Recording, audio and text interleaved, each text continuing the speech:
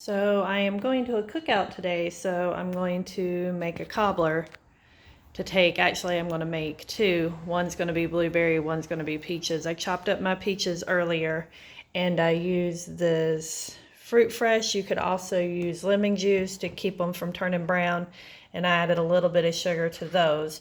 And these are just some blueberries that I picked at the farm this year and I froze in the freezer. So we're going to have blueberry cobbler and then a peach cobbler.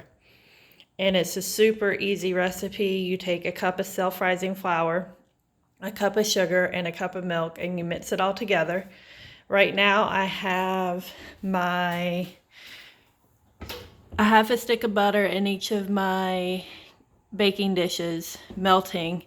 So once that gets melted, I'm going to mix all my ingredients together, pour it into the pan, and then add the fruit on top. So I'm going to go ahead and mix one.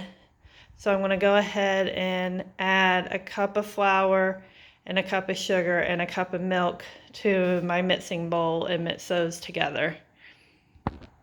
So the butter is melting, so I'm going to go ahead and add my cup of flour, my cup of sugar,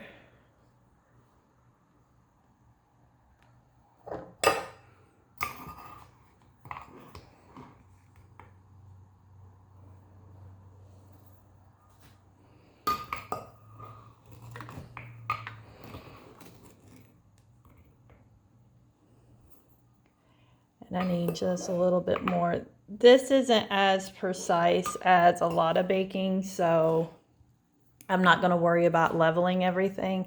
So I have a cup of flour, and I use self-rising flour, a cup of sugar, and a cup of milk.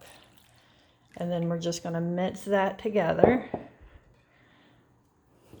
I'm going to make my blueberry one first because I like to add a touch of cinnamon to my peach desserts. So I don't want to mix cinnamon in my blueberries, so I'm going to have that one. Do that one next. And it's kind of runny, and that's okay. And you just mix it until you get everything incorporated.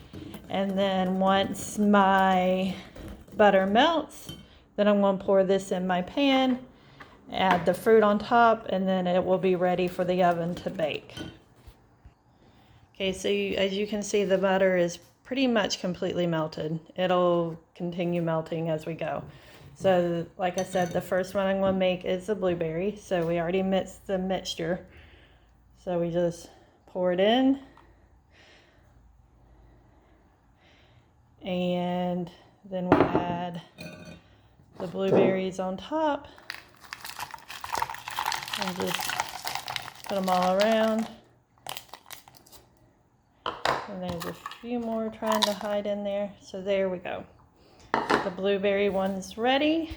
And now we'll make the one for the peach. So again, cup of flour, cup of sugar,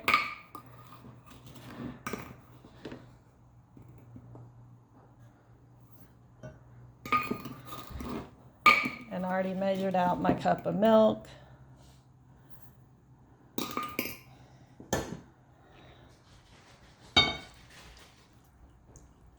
And then we're going to mix this together.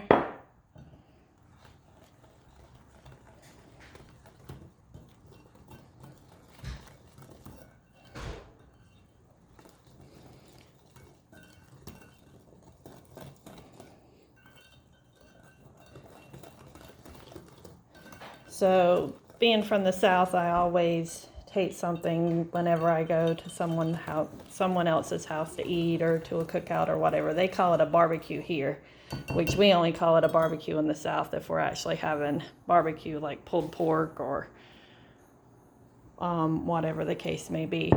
And I'm going to add a little bit of cinnamon to this to just give it an extra, I don't know, I like the taste of cinnamon and peaches together. So add a little bit. You could just eyeball it, probably about half a teaspoon to a teaspoon, I don't know. It's the other thing about the South.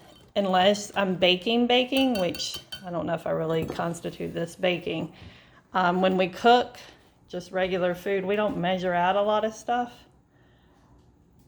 We just eyeball everything until it looks good or looks like something we would like. So there's my breading mixture, and then you just throw the peaches in on top. And they're both ready for the oven.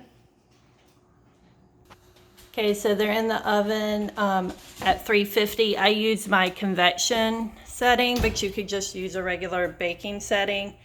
And they'll probably cook for about an hour, give or take. Some people say 30 minutes, so it all depends. So 30 minutes to an hour, and hope you enjoy.